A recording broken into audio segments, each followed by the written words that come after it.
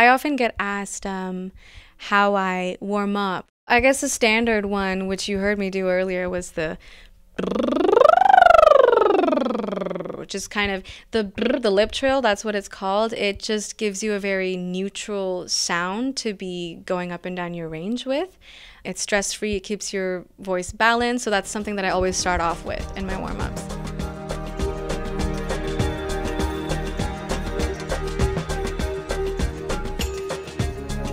If I want to get a bit more of a low end, I would do like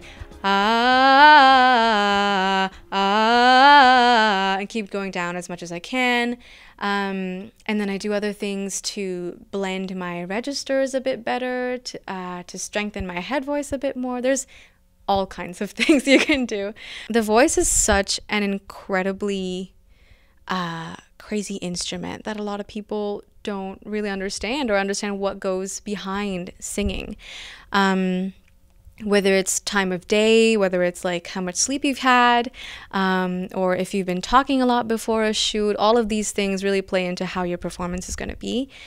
And as well, the kind of flexibility that a voice can have, the kind of runs that people can do, all of these things are kept together, obviously, by like other things related to vocal health, like hydration and things like that. But a lot of the time, if you just don't warm up properly, or if you're not doing the right exercises, then you're not going to be able to get the results that you want. It'll really depend on what kind of music you're doing, but overall, if you do exercises that kind of take over all of your range, so that you know that you've warmed it up and you have access to all of these notes, all of these registers, then you're a lot better off going into a singing kind of performance. I'd say also make sure to be using your diaphragm a lot. That's something I recently realized is very important. If you're not activating your diaphragm as much, then you're not going to be able to get through longer phrases or produce like a loud kind of sound for a long duration. And you could also cause a lot of stress on your vocal cords if you're just singing from your throat. So that's unhealthy singing technique, which is why the diaphragm like plays a really important part. I'm excited to be able to release and kind of share with people the kind of Indian and Western blending that I'm doing.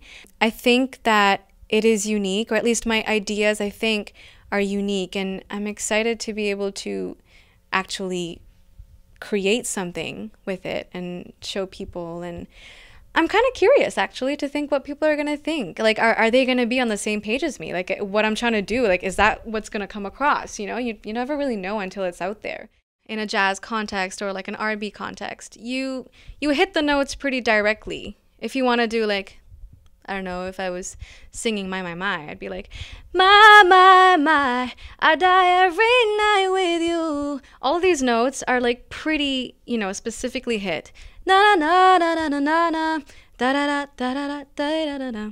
They're very clear, but when you're soloing in an Indian context, you don't really hit the notes directly, and there are different ways of approaching different notes based on what raga you're even in. In the Western world, if you're doing like do, re, mi, fa, sol, la, ti, do, it's basically the syllables that you're assigning to each note in a scale. And in my culture, in Indian music, we have sa, re, ga, ma, pa, tha, ni, sa, which is the exact same thing. It's just different syllables. In Indian music, if I were to sing the scale, I'd say sa, re, ga, ma, pa, tha, ni, sa.